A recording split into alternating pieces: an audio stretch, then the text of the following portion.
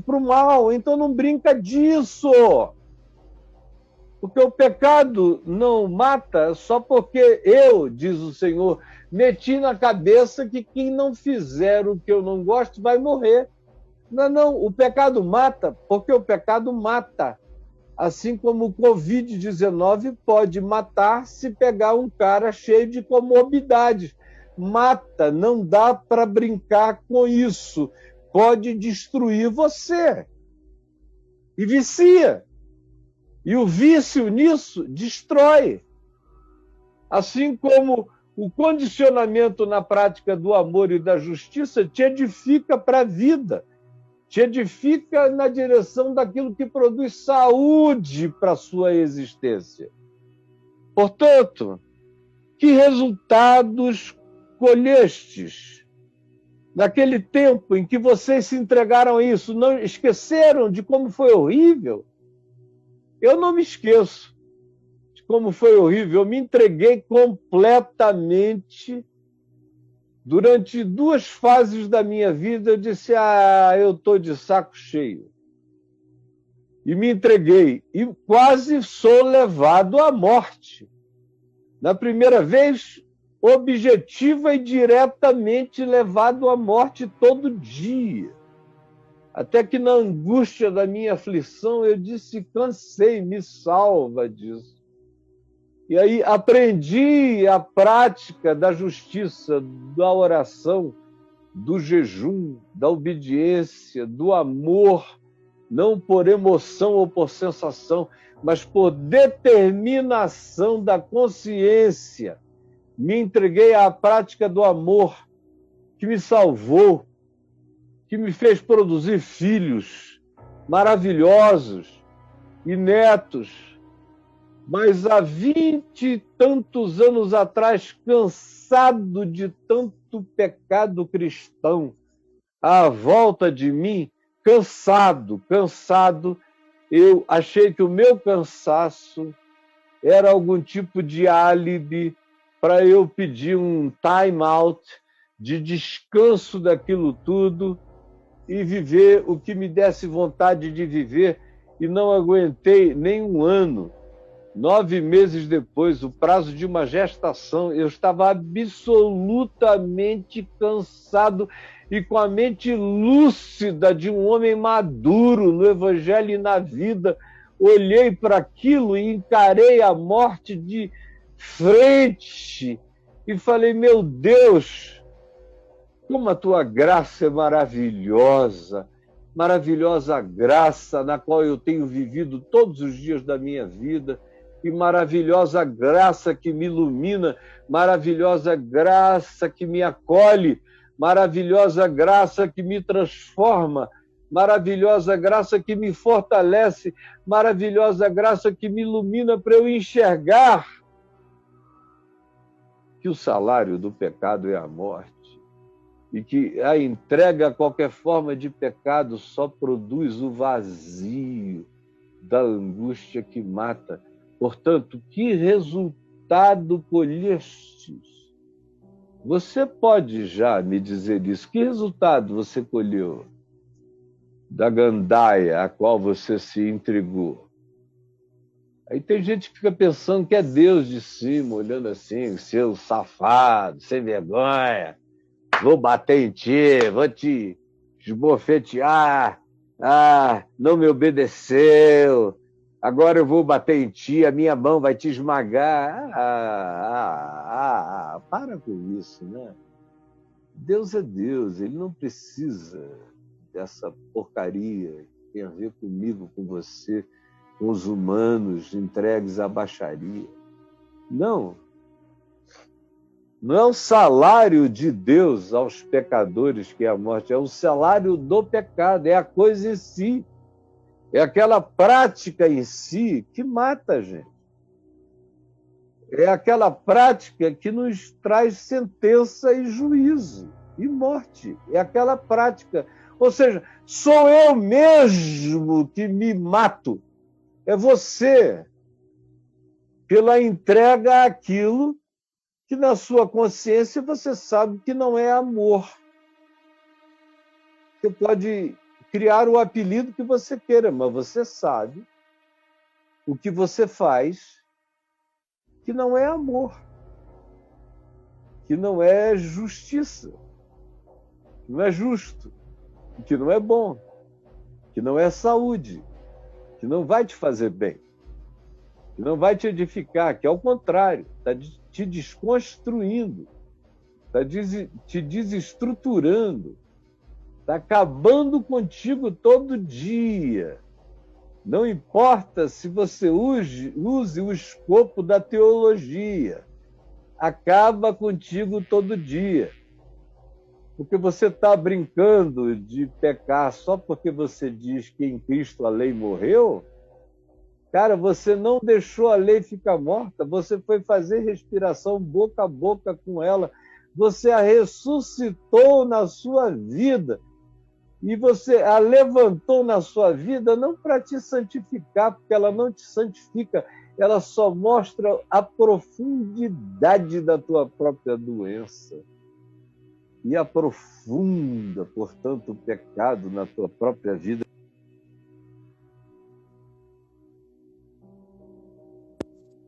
Que resultados colhestes?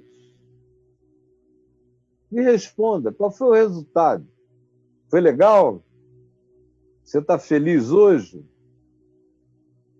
Está muito bem casada, muito bem casado, feliz com a sua gostosa traição, o seu adultério cheio de ambrosia. Está feliz? Está te fazendo bem? É positivo? Fala para mim. Ou é isso que hoje traz você também aqui cheio de angústia, de aflição, de tristeza, de culpa? Reduziu a sua autoimagem, fez você ficar pequenininho, colocou você em estado de nanismo, quase que você já nem sabe mais também quem é você, porque diluiu sua identidade, produziu dissolução, perda de solução. Me fala, que resultados colhestes? É a pergunta de Paulo. Que resultados colhestes? Foi uma maravilha, não é? Viver contra a vida, viver contra o amor, viver contra a fidelidade, viver contra a verdade, não foi gostoso? Quase morreu, né, companheiro? Minha companheira, meu amigo, minha amiga, fala aqui para mim. Quase acaba com você. Aí Paulo diz: o que vocês escolheram? Somente as coisas de que agora vos envergonhais, porque o fim delas é a morte. Aí diz: agora, porém, libertos do pecado, supondo que agora você decidiu tomar uma decisão numa outra direção, se entregar para a prática da justiça, desenvolver aquele condicionamento celestial de justiça e justiça. Esse outro do pecado, Paulo disse aqui no contexto antecedente, conforme você vai ver na minha mensagem anterior, que vai de maldade em maldade, de maldade em maldade, vai crescendo de maldade em maldade, ou vai se abismando de maldade em maldade, de maldade em maldade, de maldade em maldade, de maldade em maldade. Agora, na prática da justiça, do bem e do evangelho, você vai ascendendo de degrau em degrau, de justiça em justiça, de graça em graça, de glória em glória. Tudo vai crescendo, o amor vai se dilatando. Eu estou falando grego ou dá para entender que é português que eu estou falando e é para mim e para você agora mesmo?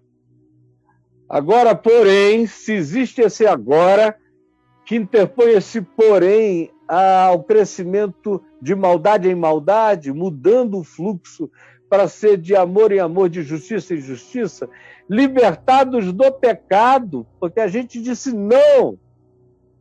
Eu sei que em Cristo ele matou o pecado, e eu digo não, eu não quero. Eu não tenho que sentir uma grande coisa, não preciso ter uma grande sensação. É uma escolha, é uma decisão.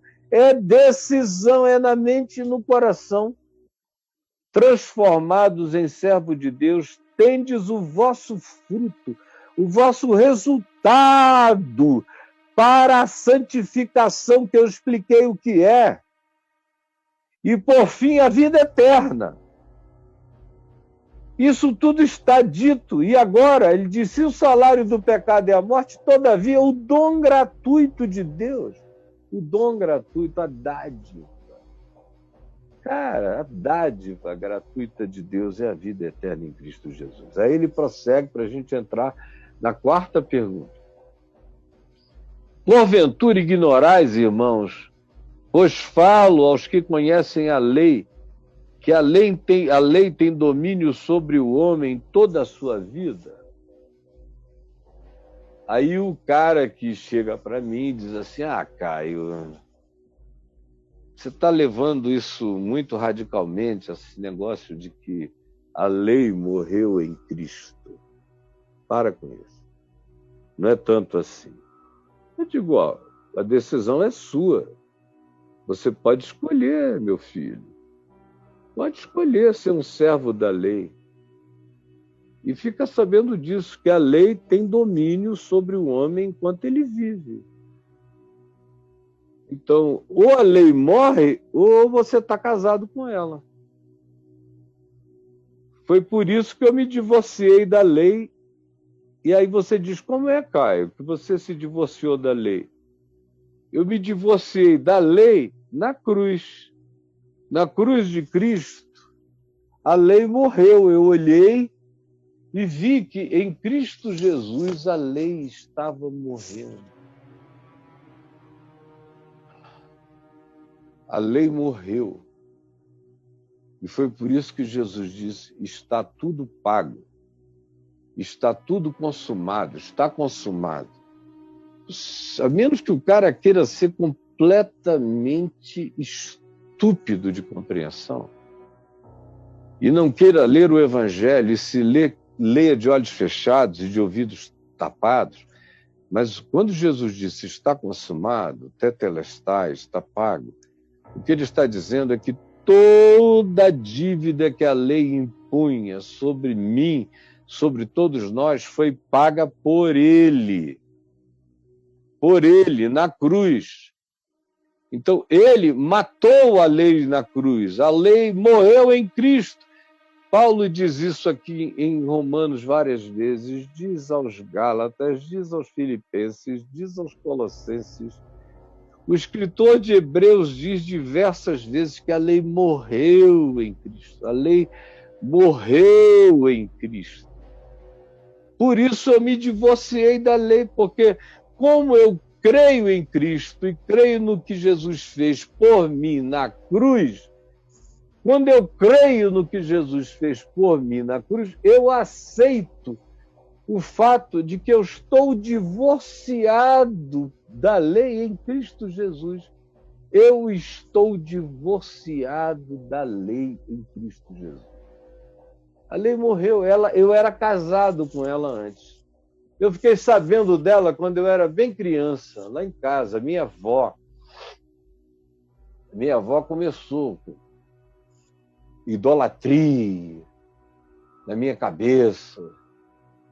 E depois a minha avó, quando ela dizia honra teu pai e tua mãe, não era um privilégio, era uma obrigação que praticamente se eu não o fizesse eu morreria. A minha avó não era sabatista, como os adventistas e outros, mas ela era dominguista, como todos os reformados, e a maioria, e, claro, todos os crentes praticamente. Ela só não cultuava o sábado, mas ela tinha uma relação de culto para com o domingo. Apanhei muito dela por causa de bola, dia de domingo. Eu fugia para jogar bola, quando eu voltava, a palmatória cantava se papai e mamãe não estivessem em casa. Porque com papai e mamãe em casa não havia essa chance dela fazer isso comigo. E quando meu pai teve um caso fora do casamento, ele não era ainda cristão, Meu Deus, o que eu ouvi a minha avó falar de adultério foi quando eu aprendi o significado do adultério. Foi pelo choro da minha mãe e pelas sentenças diárias de manhã, de tarde, de noite da minha avó. E ela dizia, você não vai fazer isso quando crescer, hein? E eu dizia, Deus me livre, esse negócio é um horror. Olha que inferno se instituiu aqui dentro de casa para o meu pai. Quando ele entra, ninguém fala com ele, é uma raiva danada. A lei entrou em mim assim, bem devagar. Quando eu roubei, com 7 anos de idade, um radinho desse tamanho, dos primeiros que vieram com earphone para você enfiar no ouvido. Antigamente os rádios eram grandes, aí foram diminuindo, e meu pai importava.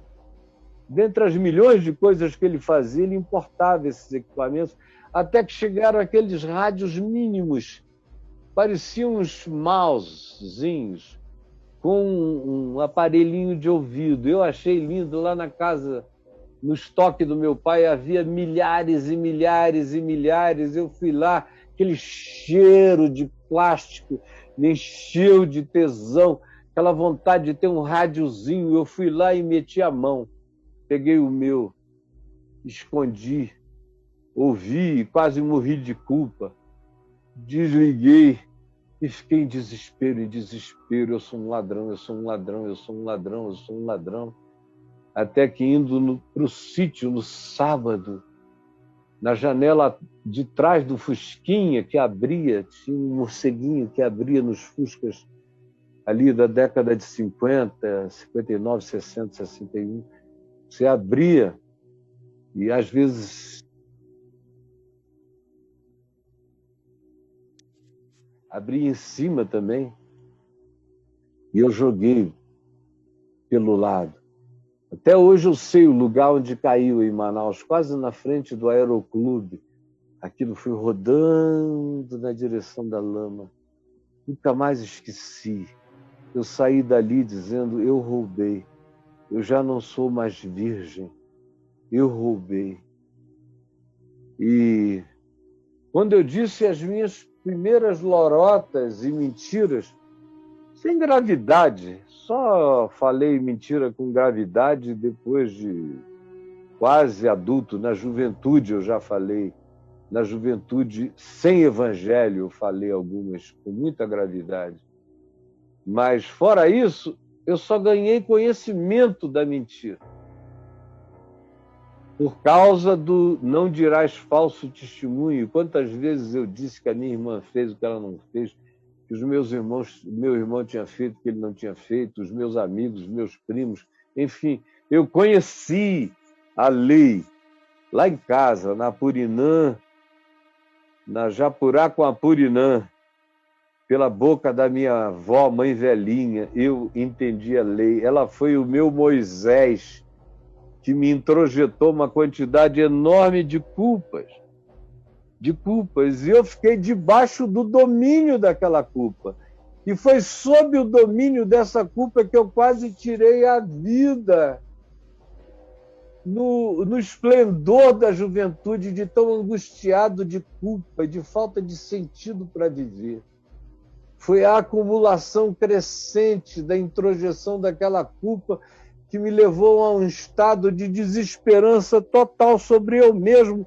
Eu me vi um homem sob o domínio da lei por toda a minha vida. Imaginei como é que eu vou conseguir viver para atender às demandas desse casamento com a lei. Eu não vou dar conta, eu vou trair todo dia.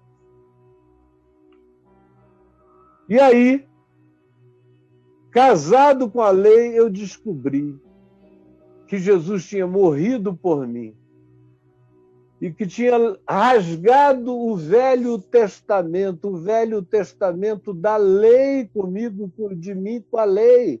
Isso foi rasgado, o contrato foi rasgado. Eu não estava mais sob aquele domínio. eu podia me casar de novo, e me casar não com amor à torta, eu podia me casar com uma princesa de graça, eu poderia me casar, o casamento e as núpcias da liberdade, as núpcias do compromisso feito em amor, não em cartório no Monte Sinai, feito em Cristo Jesus, não em Moisés, feito na cruz, não nas tábuas de pedra, feitas não pela ablação da religião, me consagrando, me batizando para aquele compromisso, não, feita agora pela aspersão do sangue de Jesus, me purificando, me perdoando, me isentando de todo pecado. Aí eu me divorciei da lei, me casei com o Evangelho em Cristo Jesus. É o que Paulo usa como metáfora no capítulo 7, do verso 1 em diante, dizendo que só fico desobrigado depois que a lei morre. Se esse primeiro marido não morrer, eu continuo casado com ele. Agora, se ele morrer, eu fico livre para casar com quem eu quiser. E eu escolhi casar com Jesus, casar com o Evangelho, casar com essa paz que vem da cruz. Foi assim que eu decidi casar. Assim, meus irmãos, também vós morrestes relativamente à lei. Assim como aquele primeiro marido com quem eu casei sem saber o que fazia, morreu, e eu fiquei viúvo da minha primeira esposa, ou você do seu primeiro marido, que era, metaforicamente, de acordo com Paulo, a lei. Morreu em Cristo Jesus na cruz, agora também vós morrestes relativamente à lei, entendeu, cara?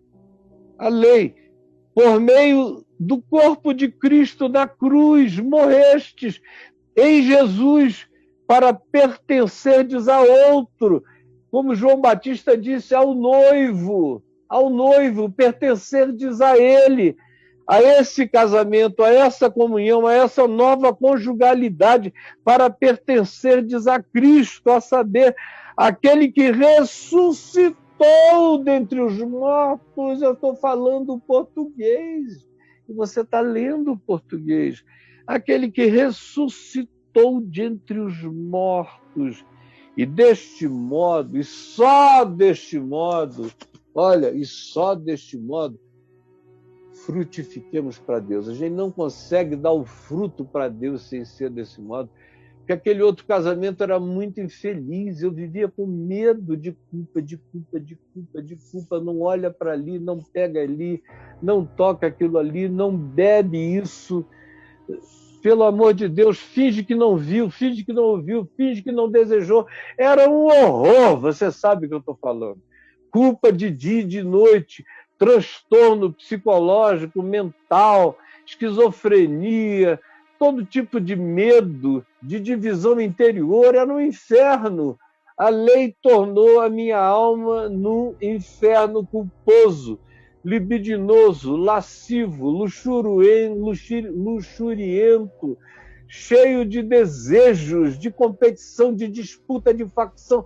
Pelo amor de Deus, chega! Ainda bem que o meu marido morreu. O marido com o qual eu casei desde sempre morreu na cruz. E agora eu estou livre. Me casei com Jesus. E desse modo eu posso frutificar para Deus. Só desse modo. Não adianta. Você não vai conseguir. Casado com a lei, com medo de tudo, você não vai conseguir amar. Não vai conseguir viver o que o Evangelho promete. O Evangelho só promete o que promete para quem crê que Jesus matou a lei na cruz.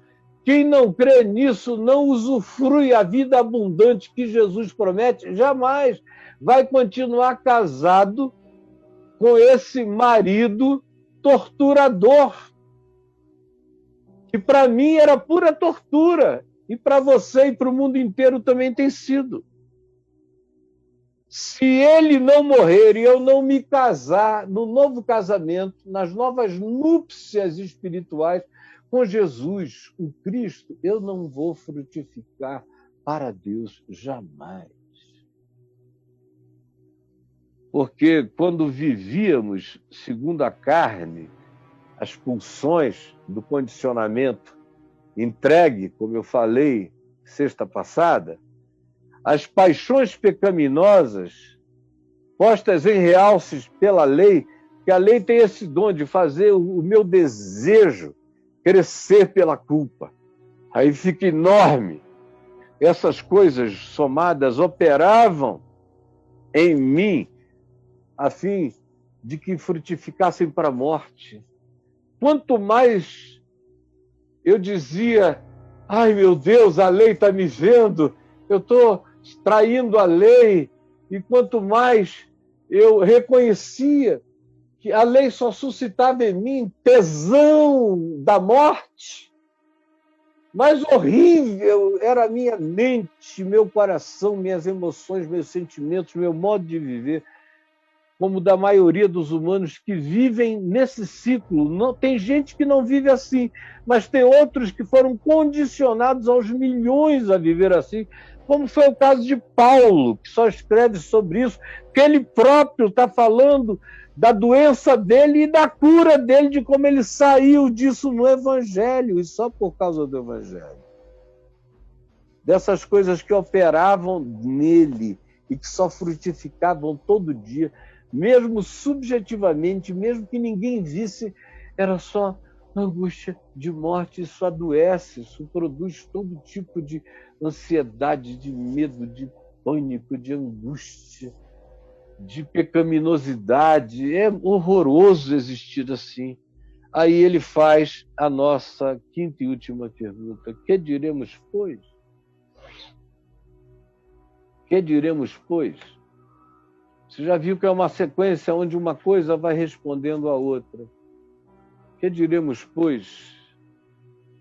E a pergunta é uma só: é a lei pecado? Ou se, ao encontrar com ela, tudo de ruim acontece comigo, eu só posso pensar que a lei é pecado. A lei de Moisés, ou qualquer outra lei que suscite a minha dívida em comparação com ela, suscite a minha incapacidade de estar no nível dela, não só na subjetividade, na objetividade, porque do lado de fora é fácil, cara. Do lado de fora, desculpa, é muito fácil se tornar irrepreensível. Eu vivi a maior parte da minha vida de maneira irrepreensível do lado de fora. O problema é do lado de dentro. Do lado de dentro, a lei só é vencida quando a gente enviúva dela, quando a gente deixa ela morrer em Cristo. E quando a gente encontra, então, o nosso verdadeiro amor, que são núpcias da consciência em fé, com Cristo Jesus, que ressuscitou para me introduzir a uma nova vida, onde o padrão não tem nada a ver com medo de legislação e de culpa. O padrão nasce da disposição, do constrangimento de amor, que me faz entregar-me como quem se entrega a um homem a quem ama, que me faz me dar e possuir como quem possui uma mulher a quem deseja, por amor, por constrangimento natural da alegria, da atração da vida, da atração da graça. É a imagem que Paulo usa aqui no capítulo 7, é de casamento. Fiquei viúvo e agora me casei, novas núpcias, eu estou feliz, olha para mim. E aí, que diremos, pois, é a lei pecado? De modo nenhum. De modo nenhum. Mas eu não teria conhecido o pecado, eu também não, nem Paulo, nem ninguém, senão por intermédio da lei. Pois não teria eu conhecido, por exemplo, a cobiça, se a lei não dissera não cobiçarás, eu iria viver cobiçando tudo. Mas porque a lei me disse não cobice a mulher do teu próximo, o boi do teu próximo, o carro do teu próximo, a fazenda do teu próximo, a casa do teu próximo, tudo do teu próximo. Se a lei não tivesse dito nada disso, eu iria viver querendo comer a mulher de todos os próximos, de todos os amigos, possuir tudo, ser dono do que eles eram donos, ou se não conseguisse, no mínimo, desejando com aquele olho babante, olhar babante, e que adoece aquele que o pratica. Porque a lei suscita, no mínimo, esse babar lascivo na gente. Outrora, sem lei eu vivia, mas sobrevindo à lei, o meu pecado cresceu. Eu tomei conta dele e eu morri. E o mandamento que me fora dado para a vida, verifiquei que este mesmo mandamento se me tornou para a morte. Ele me foi dado para a vida, mas eu sou ruim. A lei só faz bem a gente que não seja como eu, a pessoas que não sejam como eu e você. Em gente como eu, que carrega o pecado no coração, a lei só faz mal, porque ela exacerba o que em mim habita e traz à lume, à luz, o que antes em mim era só pulsão animal, predatória, agora ganhou o nome e o batismo de pecado, que produz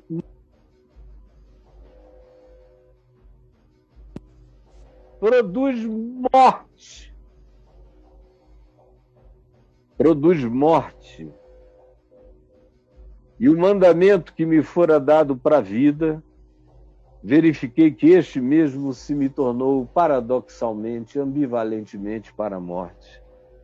Porque o pecado, prevalecendo-se do mandamento, o meu pecado, a minha cobiça, prevalecendo-se do mandamento que me foi dado, se exacerbou esse encontro entre o meu pecado e o mandamento da lei, criou um monstro dentro de mim.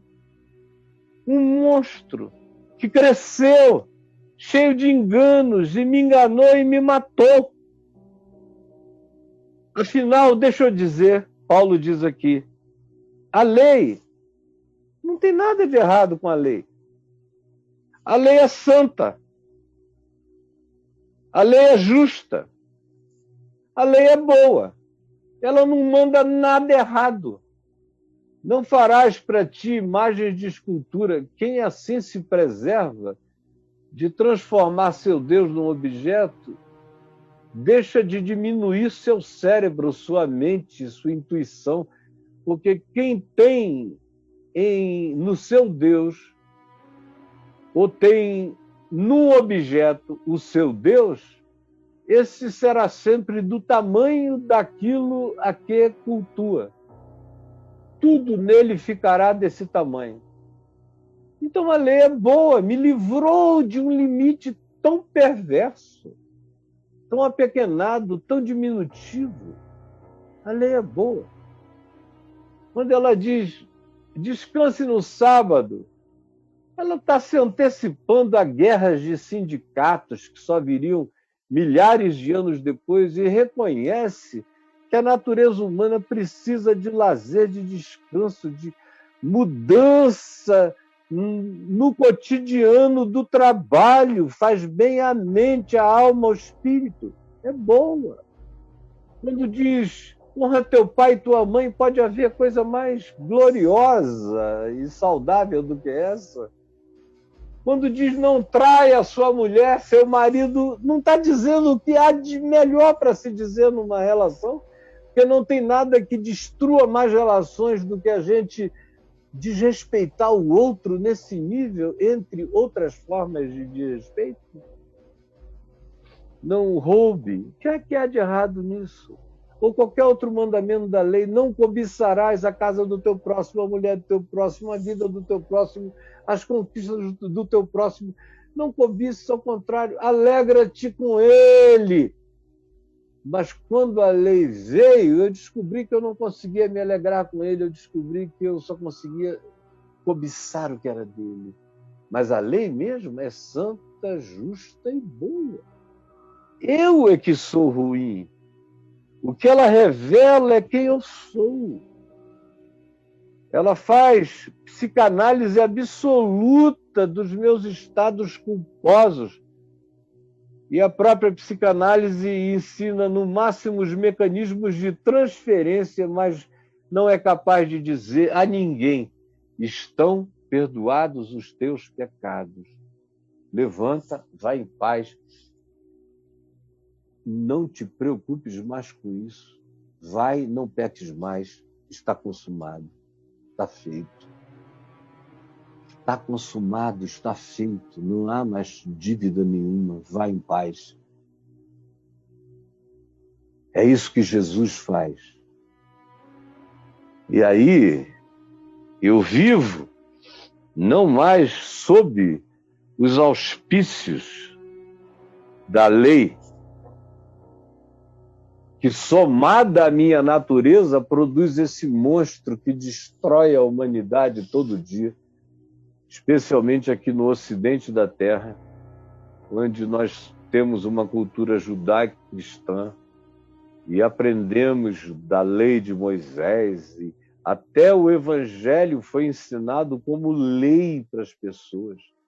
Até o Sermão do Monte, que é pior do que o Evangelho, foi ensinado como lei, o que torna todo mundo mais doente, mais neurótico, mais paranoico, mais esquizofrênico, mais bipolar, mais culpado, mais ansioso, mais angustiado, mais angustioso é o estado no qual a maioria vive e viverá assim enquanto não ficar viúvo da lei. Eu sou um viúvo da lei. Eu sou um viúvo. Todos os que estão em Cristo têm que ser viúvos da lei. Todos os que estão em Cristo precisam se tornar viúvos da lei. Porque enquanto você for casado com a lei, você não terá paz. Até o Evangelho, até com o Evangelho, você se sentirá traindo a lei. Preste bem atenção que eu concluo aqui. Como acontece com os crentes híbridos, a maioria dos crentes são seres híbridos, casados com a lei de Moisés e do Velho Testamento e desejosos de casarem com Cristo Jesus para a salvação. Mas querem manter uma relação dupla. E Jesus não aceita. Cara, ou você se enviúva da lei e fica sabendo que Jesus morreu na cruz para matar a lei, entre outras coisas, matar a lei e as suas condenações. Para matar a lei e as suas condenações. Ele morreu como cordeiro no seu lugar, o cordeiro de Deus que tira o pecado do mundo, foi para isso. Então, não dá para ficar casado com Moisés e com Jesus, não dá para sair com os dois, entendeu? Não dá.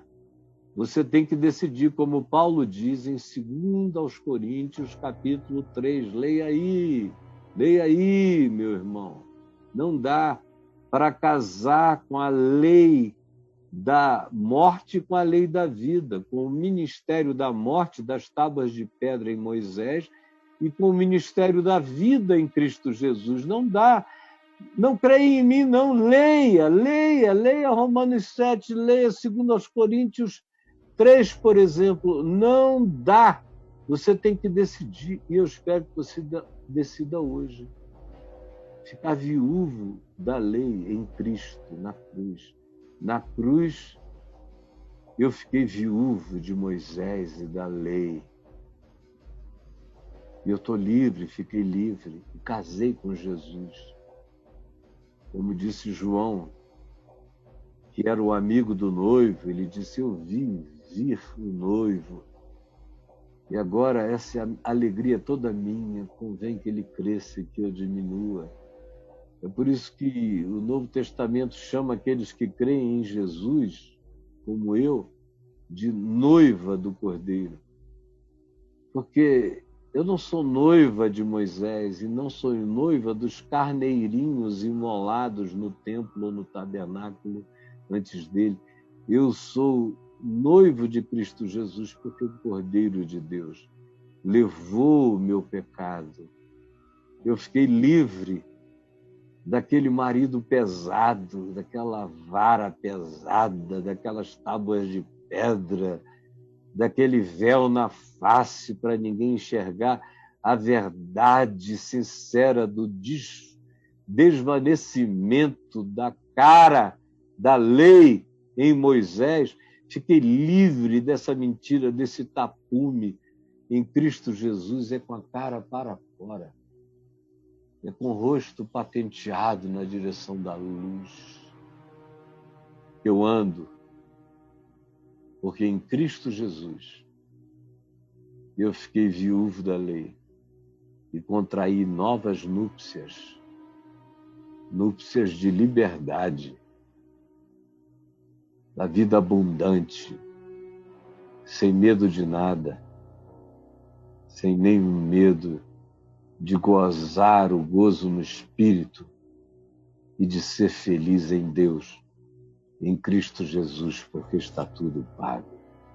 Jesus permite que, depois de explicar literalmente milhares de vezes a mesma coisa, dessa vez alguém entenda, alguns entendam e fiquem livres, não para viverem na inconsequência, mas no compromisso do amor. É o que eu te peço que o Espírito Santo realize agora, em nome de Jesus. Amém, amém e amém.